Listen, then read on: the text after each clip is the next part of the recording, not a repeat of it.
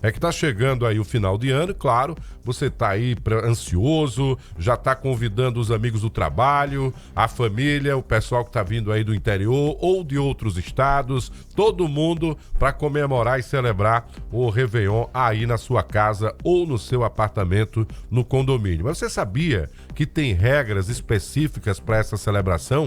As áreas comuns do condomínio, como o nome diz, é comum a todos. Será que você pode fazer lá uma rodinha com um som e todo mundo ficar curtindo aquele funk maravilhoso a partir das 5 até a meia-noite? Essa é uma dúvida que você vai tirar agora com o nosso entrevistado, aqui o Francisco Vasco, ele que é advogado especialista justamente na área condominial, para tirar essa dúvida. Eu estou dando esse exemplo porque eu já estive numa determinada situação aonde os colegas próximos receberam, né, os seus familiares, e uns eram do Rio de Janeiro. E a música em alta, que continua, né, mas naquele período especificamente, era o funk.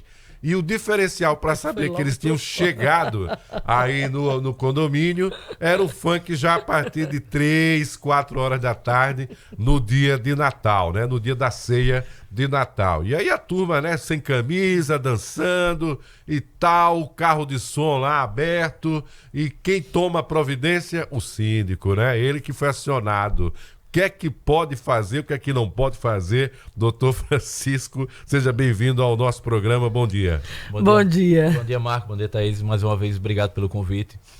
Eu não diria nem até meia-noite, eu diria até altas horas da madrugada, principalmente no Réveillon. Se você for fazer uma festa, alguns condomínios passam por essa situação de ter festas se alongando por várias e várias horas, com barulho em excesso. Para conter isso, obviamente que cabe ao síndico agir, né, sem dúvida alguma, com base na convenção e também no regimento interno, que é quem traz, de fato, as regras para esse tipo de festividade. Tanto em relação ao horário limite de uso daquele determinado espaço, limitação do número de pessoas, né, e questão de limpeza também, que também é importante. Então tem que valer, nesse momento, os regramentos internos, a convenção do condomínio e, no caso mais extremo, a própria lei, que ela também traz uma disciplina quando ela diz que o condômino deve zelar pelo bom costume, pela segurança, pela salubridade dos espaços comuns, dos espaços internos também, porque tem muito condomínio também fazendo festa dentro das suas unidades, extrapolando algumas medidas. O condomínio, ele pode regular a forma de concessão dos espaços comuns? Olha, quem pede primeiro, eu vou fazer sorteio, então ele pode criar regras para conceder os espaços? As regras a gente recomenda que já venham pré-definidas, pelo menos o básico, nos regimentos internos. E aí você vai trazer as regras, as mais simples, em relação à questão dos horários e a forma de utilização daquele espaço, limitação de pessoas, o que pode utilizar naquele determinado espaço. Em relação às datas mais festivas, e aqui a gente inclui o Natal e o Réveillon, a maioria das convenções já traz uma vedação de utilização pelos condôminos dessas áreas. E se forem utilizadas, o próprio condomínio que vai realizar aquelas festividades. Se não tiver uma vedação expressa nesse sentido, o condomínio ele pode se recusar a ceder aquele espaço naquele determinado momento, tendo em vista que a sessão para festas nessas datas é o que a gente trouxe aqui no início. Costuma trazer um prejuízo maior ao condomínio, porque são datas que as pessoas tendem a ouvir o funk um pouquinho mais alto, né, a ouvir qualquer outro tipo de música. Vou falar forró, porque depois eu vou dizer que eu sou preconceituoso também, com funk. também. Qualquer música, na verdade, é uma um forma barulho também excessivo. De incluir todos os Todo moradores mundo naquele momento, né? Exatamente. Naquele espaço. E a gente está tratando aqui de festas que se alongam bastante, né? Até no outro dia, tem pessoas que, principalmente no Réveillon, que exageram um pouquinho na bebida e passam aí até 10, meio-dia do outro dia, já comemorando o primeiro dia do ano. Então, o condomínio ele pode regular, ele tem que regular, na verdade, a utilização desses espaços. Ele pode ceder a um determinado condomínio para fazer uma festa privada nessas datas, mas a recomendação é que ela seja realizada pelo próprio condomínio. Pelo coletivo, né? Exatamente. Olha só, quem o convidado, né, que está na casa do morador que regularmente mora no condomínio, toda e qualquer atitude dessa visita, desse convidado, a responsabilidade é do morador. É do morador, sempre será do morador, e ali, independente de ser o proprietário ou o inquilino. As visitas, qualquer ato da visita ou de funcionário daquela unidade, quem vai responder é a própria unidade. principalmente quando houver uma advertência ou até uma multa. Quem responder é o proprietário do imóvel ou o inquilino que de alguma forma está se utilizando. Ele tem essa responsabilidade pelos seus prepostos, pelas suas visitas, né? Então não adianta ele jogar isso para a administração. Olha, não fui eu que causei, foi o visitante, era o meu primo, era o meu amigo. O condomínio não vai atrás do seu primo e do seu amigo. Ele vai cobrar de você um posicionamento e se for para cobrar uma multa, vai atrás dessa pessoa. Então, regule o comportamento dos seus convidados, né? Eu faço essa pergunta, Thaís, porque, obviamente, você que também trabalha, né, fazendo eventos para o setor imobiliário, é comum, né, a sugestão de que a gente invista em imóveis como uma forma realmente de garantir o nosso investimento, o nosso dinheiro, e de repente você não vai morar naquele imóvel, você vai submetê-lo a um aluguel. E hoje uma das modalidades de aluguel, ou pelo menos de contratação que existe, é o B&B, né? Que você Airbnb, termina alugando aí para turistas, enfim, pessoas que passarão ali por curta temporada naquele imóvel. Nessa condição, continua sendo o dono do imóvel o responsável, é isso? Sempre será o dono do imóvel, né? Sempre ele responderá perante o condomínio. E ele terá um direito de regresso contra esse inquilino. Seja um inquilino que está ali numa locação uma locação comum, digamos assim, acima de 90 dias, quanto daquela modalidade de curta de temporada, principalmente as de curta e curtíssima temporada. Virou moda, né? Essas locações de 1, 2, 3 dias. E nesse período do ano é que elas se afloram, porque são datas em que você tem um grande número de pessoas na cidade, uma circulação imensa, e é muito rentável quem faz esse tipo de locação. O ideal é que seja feita de um condomínio que já foi conferido dessa forma, que já tem uma convenção que permita a alocação por temporada nessa modalidade. Sendo uma destinação exclusivamente residencial, é uma discussão que já vem sendo travada aí há alguns anos no STJ, mas hoje o direcionamento é que essas locações por temporada, principalmente essas de curto período, elas não são permitidas no condomínio. Então, se não são permitidas para fins, até você vai passar ali um período de descanso, mas se tem uma proibição, também vale para essa questão de festividades. Quem mora em condomínio sabe que se infringir as regras pode sofrer advertência, pode levar multa, mas essa multa pode chegar a quanto? Olha, depende do regimento interno, depende da convenção. Cada convenção traz o seu regramento. Tem convenções que, antes de uma aplicação de multa, traz a previsão de você tem que advertir primeiro. Outras já impõem de 1 a 2 valores da cota condominial. Agora, o Código Civil já traz algumas definições nos casos mais graves, que aí pode ser tanto de 5 vezes o valor da cota condominial, como de 10 vezes. Mas tudo isso passa por um trâmite procedimental, com convocação de assembleia, com um quórum específico. Também está incluída aí a questão do próprio condômino antissocial.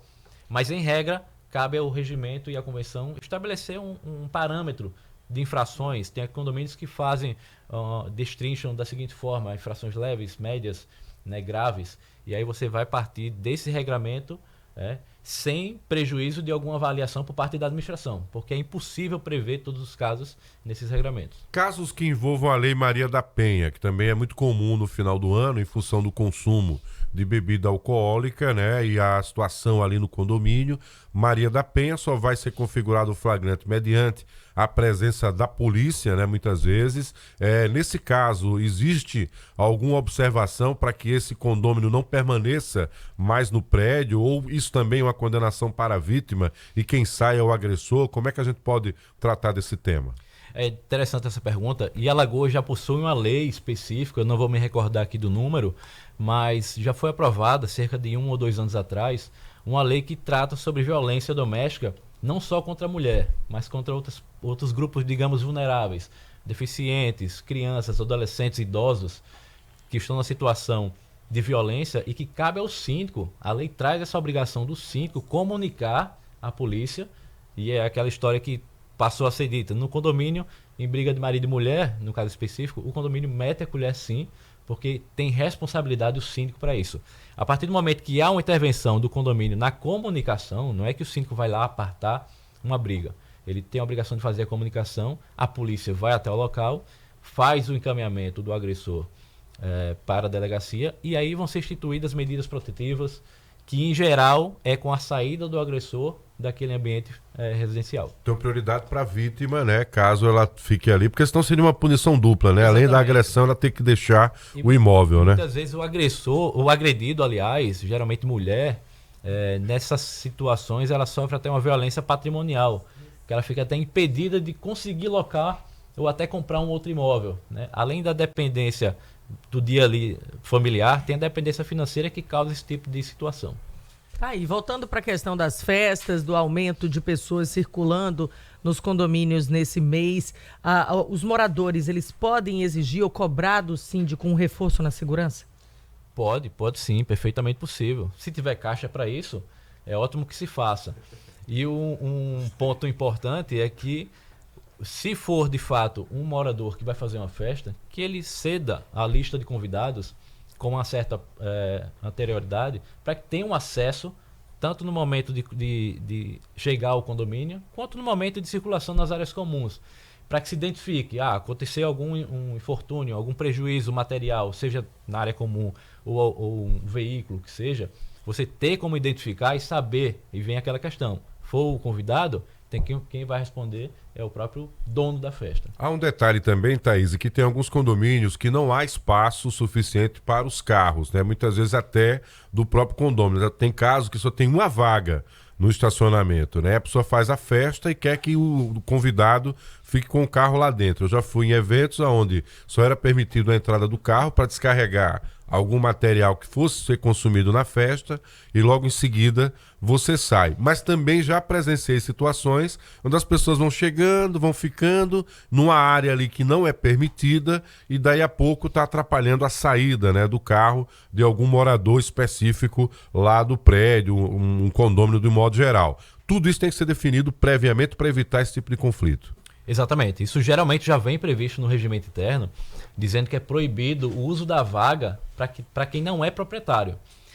Às vezes é difícil controlar, mas muitos condomínios já têm uma tag de acesso, já tem um adesivo no carro que o portão só abre com esse adesivo, então dificulta o acesso de outras pessoas, de visitantes, de familiares, para utilizar vagas. Tem condomínio em que o proprietário tem 3, 4 vagas, mas a vedação existe no regimento de que a vaga só pode ser utilizada pelo proprietário, justamente para evitar uma rotatividade. Ali não é estacionamento aberto, né? É uma guarda de veículos dos proprietários que adquiriram aquele imóvel. O cuidado com o pet, né? A pessoa que está lá e muitas vezes chegou nessa condição aí de ser uma visita na casa de alguém e não segue a regra quanto ao pet. Pelo menos ou ficar solto, se for maior, de maior porte, for um pouco mais brabo, e até a sujeira, as necessidades fisiológicas aí do pet. Resulta multa também? Resulta multa, resulta obrigação de fazer, se for o caso de providenciar a limpeza, se for um caso de agressão, como nós vimos aí até alguns dias, um ataque de um animal a uma criança, chegar ao ponto de o condomínio poder apresentar uma ação judicial para expulsar aquele animal, como também já tem alguns casos nesse sentido, diante da insegurança que se coloca naquele ambiente condominial.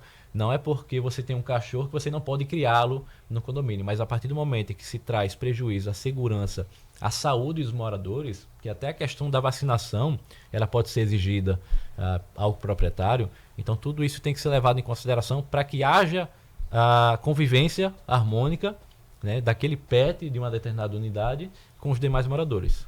Quem mora em condomínio tem que saber viver em coletivo, essa é a verdade, onde termina o meu direito, começa o do outro. Então a gente tem que ter esse respeito às regras, conhecer bem o regimento, estar atento ao que o síndico também orienta, já que muita gente não tem o hábito de ler a carta de convenção, de ler o regimento. A maioria nem tem e nem solicita isso ao prédio quando se muda, então fica por isso mesmo e você vai recebendo ali as orientações pouco a pouco e à medida que o tempo vai passando. Mas é importante que se conheça o regimento, porque as regras estão ali e são para serem obedecidas. Agradecer aqui ao Francisco Vasco, advogado especialista em direito condominial, sempre com a gente, tirando dúvidas, esclarecendo situações, especialmente hoje, falando sobre as festas e a concessão dos espaços os espaços coletivos dos condomínios para as festas privadas no fim de ano. Dor de cabeça para muita gente agora começa. Obrigada, Francisco. Obrigado, que a turma tenha bastante razoabilidade, bom senso porque a gente sabe que em determinados momentos o horário vai passar um pouquinho, né? O barulho vai ser um pouco mais excessivo, mas é importante que todos tenham ali uma harmonia. A gente sabe que no dia a dia é difícil, mas vamos torcer por isso. Obrigado mais uma vez. Valeu, Francisco. Até a próxima.